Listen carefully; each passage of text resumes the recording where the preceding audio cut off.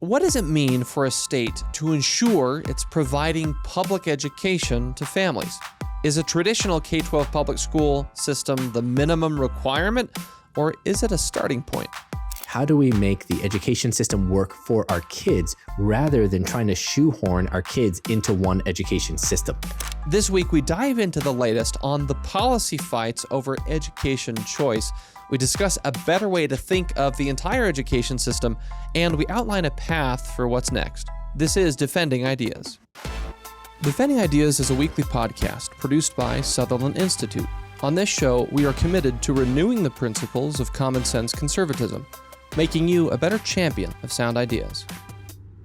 Welcome back to another episode of Defending Ideas. I'm your host, Nic Dunn, and our special guest this week is Shaka Mitchell. He's a senior fellow for the American Federation for Children. Shaka, welcome to Defending Ideas. Hi, Nick. Thanks for having me. Thanks for being here. And joining us as well in the virtual studio is Sutherland Education Policy Fellow, Christine Cooke Fairbanks. Christine, thanks for coming back. Thank you. Thanks, Nick. Oh, I'm excited to talk to you both because the issue of education choice is really one of those that we've talked on and off on this show about how in recent years it's picked up a lot of steam. That also means at times there's some debates and discussion around education choice. And so I wanted to have our audience benefit from both of your areas of expertise on this and kind of help us understand what's the latest on this front and where is it going. First, Shaka, if I can ask you, maybe just give us a quick primer so our audience can kind of understand how you arrive at this issue, what you do at the American Federation for Children, and just give us a little intro on you and your organization before we jump into the meat of the conversation. Absolutely. I'm happy to. At the American Federation for Children, we like to say that we are the nation's voice for school choice. And our mission is to make sure that every child has access to the education that best meets their needs. We're especially concerned about children from lower income households and students who have, for the most part, lacked access to a great education historically. That being said, we believe that education is one of the most important institutions in our country and in our families and private lives. And so it's of the utmost importance to every family, regardless of geography, regardless of income. And so we want to make sure that our laws match our values and allow families to use resources to attend whatever school they want or teach their kids in whatever setting they like. So that's really what we're about. We work on laws at the state level and increasingly now at the federal level as well to give parents more freedom. That's excellent. I love that phrase, the nation's voice for school choice. And obviously the rhyming is effective and makes it easy to remember.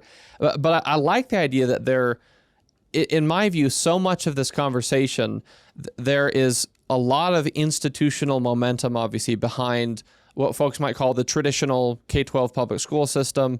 But one of the things I appreciate about the work that Christine has been doing here at Sutherland is that we should view all of it as part of the education system, that any way that a parent decides to educate their children, all of it is part of the education system. And so kind of trying to have these different approaches on equal footing makes a lot of sense to me. Shaka, I want to start with you and sort of from the standpoint of maybe two lenses. One, if we're thinking about the policy conversation about education choice out there, whether the way that policymakers find themselves in the midst of that debate, or even parents or voters who obviously rightfully have opinions and want to understand the issue better. And then also kind of for parents who are thinking about, well, what are the options in front of me? What do I need to know about the education choice landscape? And I'll say personally, my wife and I, we have two little boys, and one of them is about the age where we're like, okay, do we put them in kindergarten? Do we homeschool? So we're sort of having these conversations at home as well. So I give you those two framing references, and I'd love to just ask for your perspective, because there's been so much happening in education policy in recent years. There's been a lot of momentum about passing education choice programs. There's in various states, there's been some pushback at times as well. So broadly speaking, where are we as a nation right now in terms of the story of education choice? What's going well? What are the challenges? Just give us a diagnosis of the issue, broadly speaking. Yeah, absolutely. Well, I love that you brought some of your own personal experience into this, because I think that's really important. When I speak with the lawmakers, one of the things that I tell them is that I am also a parent. I'm a father. I've got 3 daughters. And if you have been around more than one child, then you know that no 2 children are exactly alike, right? You don't need to be a teacher to know this or a principal, what have you. All it takes is 2 children, and you'll see that they are different. Doesn't matter if it's the same mom and dad, the same, sort of genetic composition. Children are different. So why in the world would we assume that one education system is going to meet the needs for roughly 55 million children in the United States? It just it's unrealistic, right? So the question then is, if we also believe that having an educated citizenry is important for all of us, well, how are we going to do that? How do we make the education system work for our kids rather than trying to shoehorn our kids into one education system? So that's really what we're about. That's what I try to convey to lawmakers. And then when I'm speaking with parents, I also try to say a similar thing. And that is, you've got to assume that your children may have different needs. If the neighborhood school, the zoned government operated school works for all of your children in your family, fantastic. I'm not mad about that. However, we know that it's not working. And frankly, it's not working for a majority of children. And so then the question is, well, how do we make public policy work for us, work on behalf of the students that we're trying to serve, so that we can have that educated citizenry? I think the way to do that is to have educational choice, is to give parents who are the closest ones to the student, to the children, to give parents the ability to direct funds in a way that meets the needs for kids. So we're at a really exciting point. Education choice didn't start, contrary to popular belief, it didn't just start in the past few years or since COVID. We've had private choice programs actually since the late 90s or early 90s. But the idea really predates this. Even at our country's inception, it was more often the case that towns provided funds so that children could go to schools of lots of different types, right? So your smaller towns in New England, this is in the late 1700s, early 1800s, actually provided funds so that families could send their kids to, say, Catholic schools, or maybe a Baptist school, or even a Jewish school, or a non-sectarian school. They did that irrespective of school type. Those actually predate the common school, the public school system. So in some ways, what I think we're seeing is a hearkening back to an earlier time where parents had more ability to choose what's best for their child. Christine, what's your sense of the landscape? And given everything that Shaka said about that, I find that framing really compelling, that education choice is not some new thing. It's sort of a return to a principle that was at the heart of education in years or decades past. I know you've written about that at length here at Sutherland Institute, but what's your sense of sort of, again, the diagnosis of where we're at as a nation right now in terms of the state of education choice, the progression? Where are the battle lines? Where are people still debating? Yeah, so education choice has obviously made a ton of progress very quickly in the past few years. Obviously, this concept, like we were just discussing, has been around, but we've seen this catalyst of states caring about it, parents demanding it. This culture has just changed. I really think that it's one of those things where you can't put the genie back in the bottle. It's out there. And I think what makes this movement really compelling and probably very sustainable is the fact that the parent demand is genuine. It's a grassroots, it's kind of a groundswell. Sometimes education reforms are at the policymaker level and they're kind of like thrust on people or schools. And it's like, well, nobody was really buying into this. But this is coming from parent demand. And so I think that it will last because of that. But you are seeing, and this is natural, right? You make a lot of gains and now you're getting the pushback because there is a lot of entrenched ideological opposition to the idea of education choice. And so you kind of see this in two places from my perspective. Legislatively, there's regulatory creep. So even from these new programs that exist, people want to change it right away. Sometimes it's from friendly education allies, the sponsors of the bills that say, hey, let's protect it from these narratives about fraud and waste. And so let's get ahead of that and let's change some things. Maybe a little too early, right? Like, let's let it breathe for a second. So maybe it's appropriate.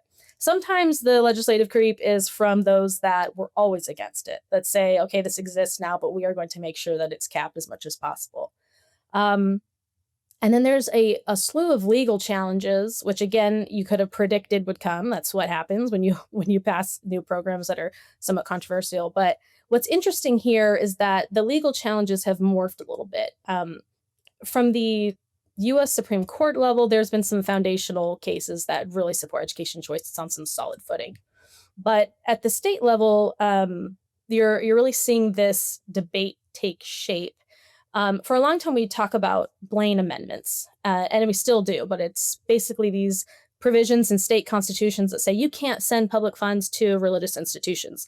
That's important because religious private schools are a really big block, I guess, or participants in these education choice programs. And so lots of times they would throw this out as the challenge to these programs with, mixed not usually successful challenges, but we've seen it move more towards these constitutional provisions about obligations to the public education system, funding that has to go to the common system, or legislative authority.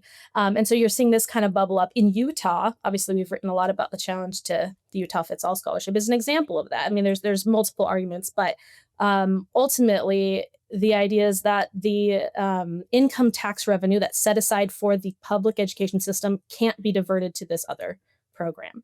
So we're seeing that pop up more and more across the states. And so it'll be interesting to see how it goes. But ultimately, like I mentioned before, I think education choice will prevail because people want it. And so whether or not a program is found unconstitutional, they have to change it a bit or whatever, I think it will stay. If I could, Nic, hearing Christine talk about the legal challenges, I think is spot on. There are entrenched interests that prefer the status quo over innovation. They prefer the status quo over, frankly, over individual families, right? I think in many states, your teachers' unions serve as they think the education system is a jobs program as opposed to something that is for the benefit of families. Now, I don't believe that that's rank and file teachers. I think that tends to be your union brass and union leadership. One of the arguments, and Christine referenced this, that we see in the courts, in state courts around the country is it's essentially this. Folks say, well, every state in the Constitution has, or every state constitution has an education provision. And so sometimes these legal challenges make the claim that, well, the state constitution sets a ceiling, right? When it says that we've got to have a public school system, that's a ceiling rather than a floor. And so anything that a legislature does that goes beyond that ceiling is too much. And I think that's just a patently ridiculous argument. I mean, it's such a specious claim. So the way I liken it is to this. If I said, all right, Nic, you are responsible for providing breakfast, lunch, and dinner, 3 meals for your sons, right? You'd say, okay, great. And then if around 3 p.m. in the afternoon, one of your boys comes to you and says, Dad, can I have a snack? And you say, yeah, sure, you can have a snack. And then I came to you and I said, nope, not so fast. We said only 3 meals. 3 meals and 3 meals only. Don't provide supplemental assistance. Don't provide a snack. That's ridiculous, right? It's especially ridiculous because who would know better whether or not your son should have a snack in the afternoon than you? That's basically the claim that unions are making when they say that a state constitution is a ceiling. They're saying a legislature can't go above and beyond and create a new program. And, thankfully, you're seeing those claims rejected, but they still delay the implementation of these programs, and it means that parents have to wait another year or two until it makes its way through the courts. I love that analogy, Shaka. And it's funny because I'm thinking, man, if we didn't have snacks, my boys would perish. Getting them to actually eat a meal and not just rely on snacks, that's a whole nother conversation. That's right.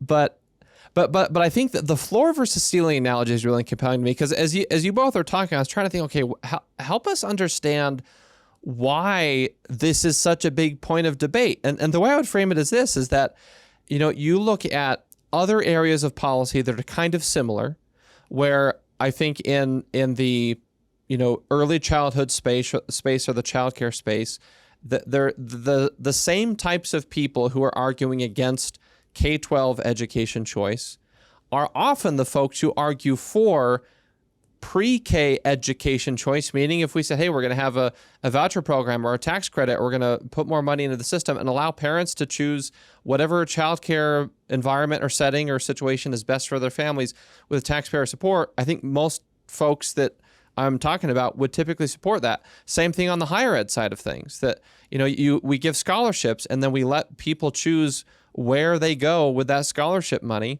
often if they're sometimes taxpayer funded scholarships where there's a degree of choice involved.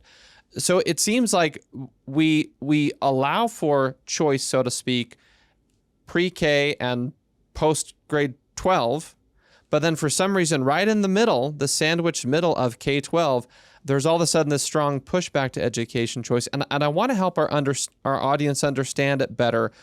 Why do you both think that the traditional K-12 education advocates view education choice as a threat rather than a complement? That your analogy, Shaka, that the traditional K-12 system that maybe people think of as the traditional system is essential, is great, is a floor, and yes, we need to work to improve it, but why do other additional supplements or complements to the education system that allow for more choice and innovation, why is that sometimes viewed as a threat?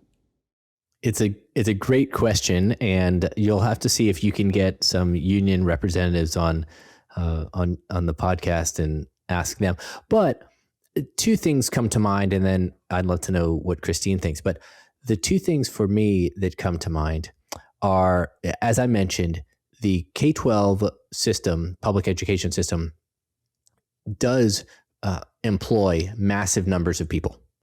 Right. So in my city, I'm in Nashville, Tennessee. You're talking about a district that, despite declining student enrollment, has increased its employment numbers over the years. And so now the district employs something like 10,000, employees. 10,000 employees for roughly 70,000 students. So a 1-to-7 ratio is pretty amazing, actually. Why? Because most of those are actually not teachers. Most of those are not folks going into the classroom. It's lots of folks in kind of these mid-level bureaucratic jobs. It's maybe some other supporting roles or even custodial roles. So one is the jobs program. But I think more fundamentally, it's about control. And I think that there are large swaths of political parties and even ideologies that don't really trust parents to make decisions for their own children. And I think that's what a lot of it comes down to. And when it's pre-K, that feels pretty low stakes. And then when it's college, now we're talking about young adults who are making their own decisions. But I really think that there are a lot of folks who think, you know what? We don't trust those parents over there who are making different choices from me. Maybe they are a different religion. Maybe they are a different, ethnicity, or from a different part of the country, or they just have different values, rural versus urban, whatever. I don't trust them to know how to make good decisions for their kids. So we're going to try to normalize everyone by putting them in the same system. Christine, what do you think? Why is this such a big fight these days? Yeah, that is a good question. And I second what Shaka says. There's a lot of political, administrative reasons, adult needs sometimes over the student needs. But I'm sitting here thinking, like, why is it so different? It makes me think about the history of public education, the common schools. I feel like there's a time when it shared a lot of it was a noble solution to these problems of poverty. And so it's kind of had this um, reputation, I guess, of being this institution of democracy and this really important institution in the nation. And I don't think that's totally unfair, but I think that we've found its deficiencies many, many times, and that we can move beyond that, and that the public education is an objective, not a set of schools, as we've talked about before on this podcast before. So I think we can move past that, but the status quo is just very hard to change. I mean, when you have most families still today, right, even in this education choice landscape, most families enroll their kids in the public school systems. If you poll parents, most will say public education is something that they don't like, but they do like their school, right? So where is that coming from? People kind of just tend to stick with what they know. So I think it's tough from that perspective. I mean, I would hope that some of the pushback is from that sincere belief that they think public education is a way to help students. But I think we've just kind of lost the plot, right? The point is to educate students however they need. And so we just need to move past this idea that that's the only way it can be done. Some of the stubbornness, I think, is just inherited. So, but luckily, I think we're kind of breaking that down and showing that it can work in other ways. Well, let's talk about some specific policy interventions, because there's been some recent attention on a new federal tax credit program in the realm of education choice. And Shaka, if I can start with you, maybe number one, just give our audience a quick refresher, if you will, on what that is, what it does, and kind of where it is in the process. And then I'll ask you both kind of how that fits into this education choice landscape, and if it's a good step forward, if there are any concerns. But Shaka, give us the kind of the refresher on what that is. Sure thing. So you're referring to the Education Freedom Tax Credit, and this was a piece of tax policy actually that passed last year. So in the summer of 2025, and for the first time ever, it allows anyone with federal income tax liability. So all of us on this call, this is most of us, right? Because most of us pay some taxes, federal income taxes.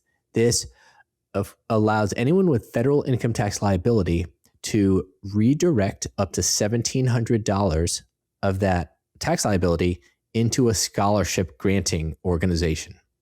And that scholarship granting organization, so that's just think of it as a scholarship fund, can then give scholarships to students. A colleague of mine, Dr. Patrick Graff, actually just released a report yesterday where he calculated the number of students that will be eligible to receive a scholarship. And so these are K-12 scholarships. 51.7 million, I believe, students will be eligible to receive one of these scholarships. And the unique thing about this, and then we can talk some more about, is it a good thing? What are the opportunities? What are the challenges? But these are, as I mentioned, K-12 scholarships that can be used not just for tuition, but for a whole range of other educational expenses. So a public school student, for instance, could apply for a scholarship, get a scholarship for, say, books at home or educational technology, or if you were a charter school student and you needed a scholarship to help pay for some supplemental special ed services, right? You could do that with this. So it's a really unique bill that passed as part of the One Big Bill last year. And as I mentioned, it's the first of its kind because this has never happened at the federal level before. Do you think it's a good step forward in the education choice discussion, or would you do anything differently from the federal perspective? Yeah. Okay. Great question. So I'm going to answer it two ways. One, if folks are worried about, do we want actually the federal government to have more kind of more of its tentacles into education, that is a totally legitimate concern. I would be concerned about that too. So what I will note is that, as I mentioned, this is housed within Treasury. So this is not coming from the U.S. Department of Education. This is not a new federal program. This actually allows me as a taxpayer, as a worker, as an employee, to redirect some of my money into a scholarship fund. So in some ways, it's sort of circumventing that whole federal apparatus. So I don't worry too much about, oh, is this going to be, are we adding to the size and scope of the federal government? Though I think that's a valid concern. The other thing is, I think this could really be a life-changing scholarship opportunity for, as I mentioned, millions of students, because we know that the current system just isn't working for enough students. Something like 4 out of 10 American students are on grade level in reading and math, according to the National Assessment of Educational Progress. 4 and 10. Right? In many states, it's much lower than that. That's just simply unacceptable. In this era of globalization, like, our kids have to be doing well academically.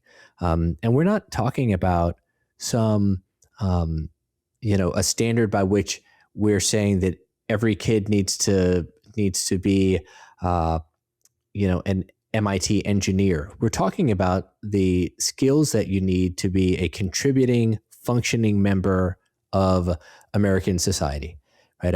In recent years, our military, for instance, has had some of the lowest recruitment numbers in years, in large part because new recruits were not academically ready to be part of our military. That's a major issue, right? So we've got issues all across the board. So I think this federal tax credit scholarship is going to be huge, because now it means that kids in every state can access a scholarship to better meet their needs. The good news is that 32 states have already opted in. The bad news is that in those remaining states, that's still 20 million students that, who are waiting for their governor to join in. And I'm sure Christine can talk more about what that process looks like. But hopefully every state gets on board. But right now we're still waiting on 18 to join. Christine, what's your take, especially from the state perspective, something like this, where I think I love education choice. I think empowering parents to make the best decisions for their kids' learning and development is a good principle. But then the question of, like, do we want the federal government do it versus the states doing it? So any comments you have on the policy overall, and anything you've seen happen on the state level, or that you would recommend should happen on the state level in response? Is it a good thing? Yes. I mean, ultimately, when you're talking about on the ground experiences for children, it'll open up doors, especially in states that maybe weren't friendly but are willing to go this route. So that's a really good thing. The question of federalism is one that I've thought about, written about. I'm often very critical of DC getting tangled up in things, but as we've just discussed, I mean, this is a legitimate policy making space for Congress, right? It's not education per se, but it is tax policy that then the states can choose, right? They have the opportunity to opt in to this program, and they provide the list of SGOs that are participating and things like that. So states really do have that power. Now, is there probably immense political pressure on states to opt in? Yeah. But that happens all the time too. I mean, the chance to have money from the federal government or opportunities from the federal government, that happens often. So I think some of the issues maybe at the state level is going to be awareness, making sure that people know about this, that you have people that are donating, and that those scholarships become available. So just right there, the pipeline of money and scholarships coming out of it is going to be the work of people on the ground. That's going to be nonprofits and education leaders and people that care about this topic to get the word out. And then, I think, and we've talked about this at the state level for state-based programs, sharing the benefits of what's happening for families, and that this is actually really a big blessing for families. So I think those two things that will require state work for sure. Christine, one additional question on sort of the federalism angle, because as you've talked about this previously and written about this previously, and correct me if any of this is wrong or needs correction, but part of the instinct that sort of I interpret is essentially saying to folks at the federal level, do less in education policy. Education is primarily a state issue. So there is an argument to say that we want the federal government to do less, to pull back a little bit when it comes to education policy. Even some of the political battles you've written recently about how there have been attempts to impeach Secretary McMahon over some of these. Maybe it's just political posturing, some of these fights on education perception rather than hard policy issues. So I guess the broader question is what the federal government currently does in education, is that helping students or hurting students? And how would you sort of course correct at the federal level to where, here is what the appropriate role for the federal government, either the executive agency side or even Congress, here is what you all should do when it comes to education, and the rest, let states handle it. Yeah, the current administration's efforts to move the focus back to states and having some practical ways of doing that is helpful to students ultimately. The way it's been executed, people can criticize. It's a tough thing to do, right? It hasn't been flawless. There's been funds that have been paused and put school leaders in a lurch and things like that. The layoffs maybe created some inefficiencies when people are needing the department to do what they think it needs to do. But on the whole, I think it's appropriate for the federal government to have this self-reflection and say, this isn't really the right place for us to be handling this. Let's start to reorganize or reduce and shine the light back on the states.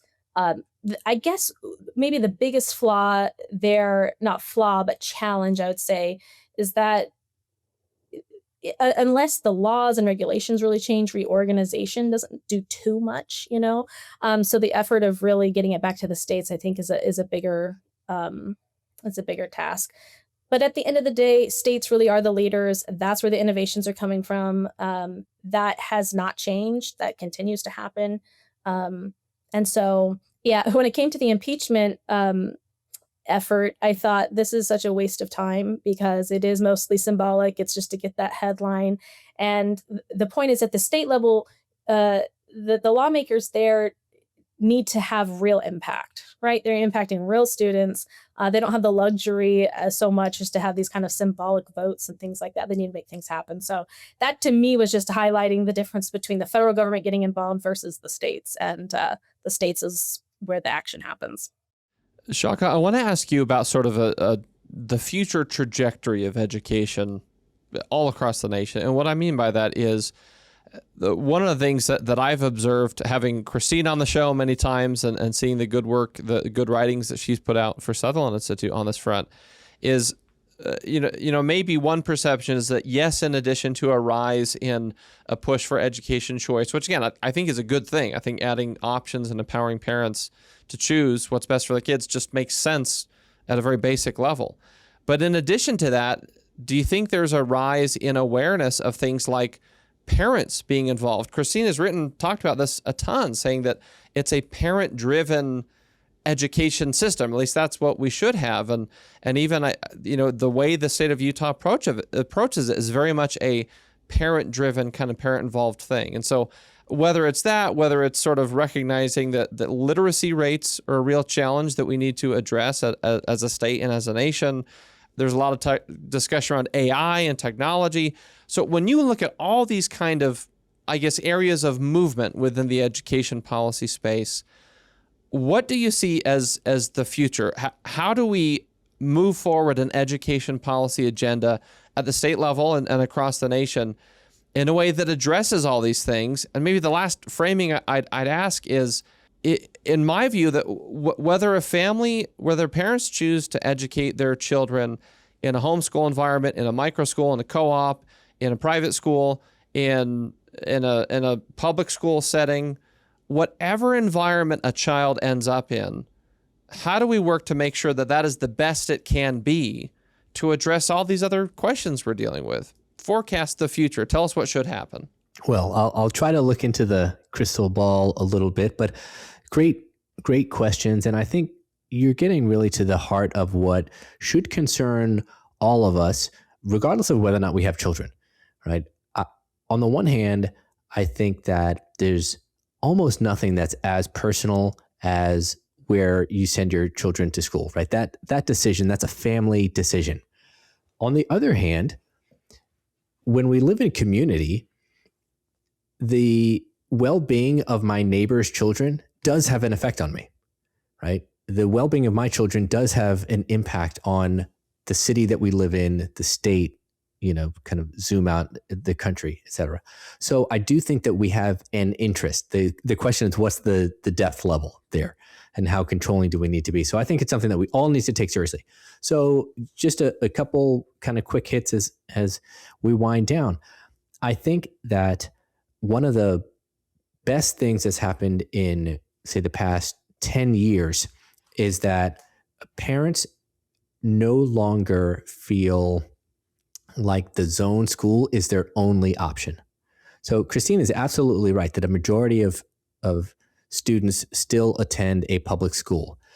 But I would look to a state like Florida, where in Florida, you've got nearly 600,000 students now participating in the private choice program, 600,000. Another 500,000 in charter schools. There's only about 3 million, say only, that's a lot of students. There's about 3 million students in the state. So a third of them are going to a non-district school that we know of. Then, you've got homeschool students who may not even be accounted for in some of those numbers. Some of them are, some are not. And then in certain cities like Miami, you've got 70% of kids who don't attend their school at zone. So that they go to a private school, a charter school, they go to another magnet across the district, they opt into something else. That's a pretty dynamic system. And even though a majority of the kids might still attend a public school, their parents knew that they didn't have to just simply send their kid to the school right down the street if that's not the school that was going to meet their needs. That, I think, is a beautiful thing. And parents are coming to realize that around the country. And I do think this movement is parent-led, because parents start to ask themselves when they move from one state to another state, hey, in my last state, we had all these options. How come we don't have those options here? Right? And you're seeing that in droves. So that's something that I'm encouraged by, that I think is going to continue. I think parents need to continue to educate themselves on what these options are, because the same system that the three of us grew up in and sort of where we attended school, the game has changed, right? So just like, I'm sure for all of us, whatever that first phone was that we remember using in our home, that phone has long since been retired and is probably now in like a vintage secondhand store, because things change. So we've got to learn, we've got to adapt. So parents need to be willing to learn that, yes, take some work, but that's the good hard work of investing in our children.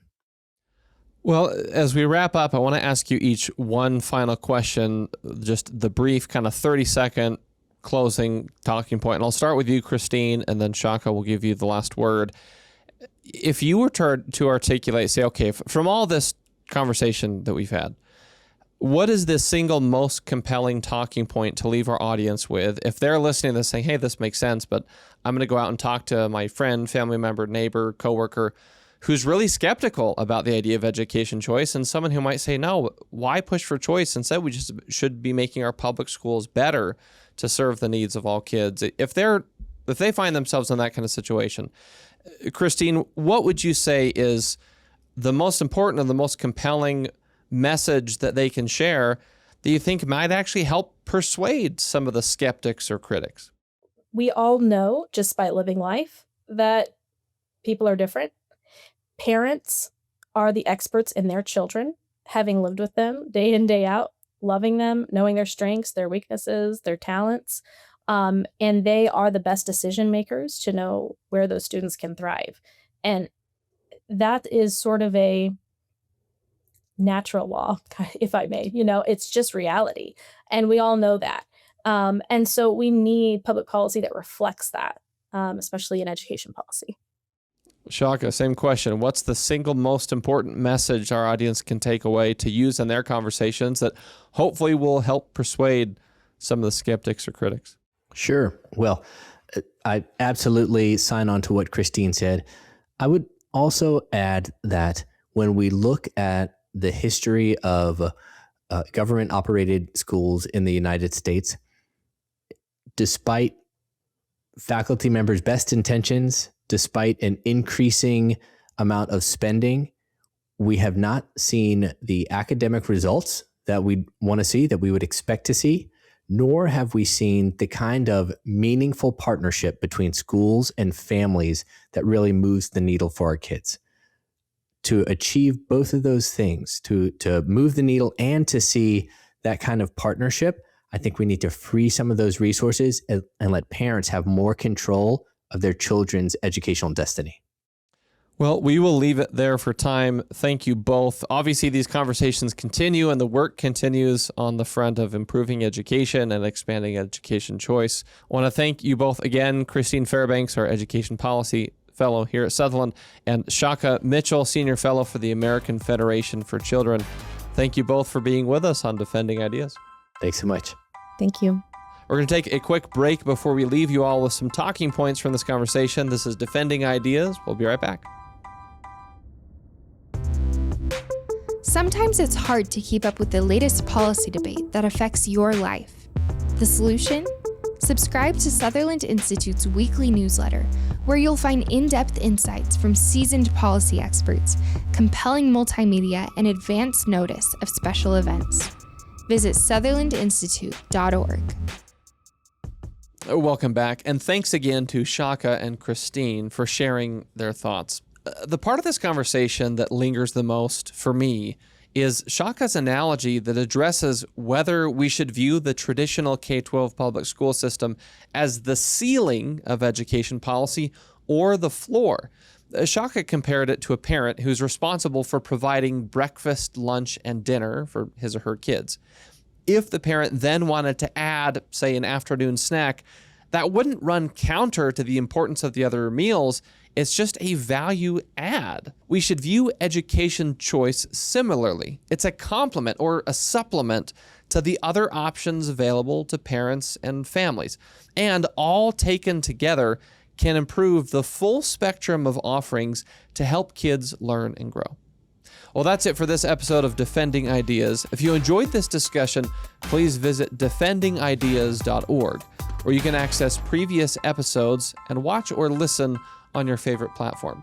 Make sure to subscribe to Defending Ideas on Apple Podcasts, Spotify, YouTube, or wherever you like to get your shows. And please share this episode with a friend, family member, or coworker who may find it valuable. And lastly, if you want to support the broad work of Sutherland Institute, and if you want more conversations like this one, please make a contribution at sutherlandinstitute.org/donate. Thanks again for joining us on Defending Ideas from the Sutherland Institute in Salt Lake City. I'm Nic Dunn. We'll see you next time.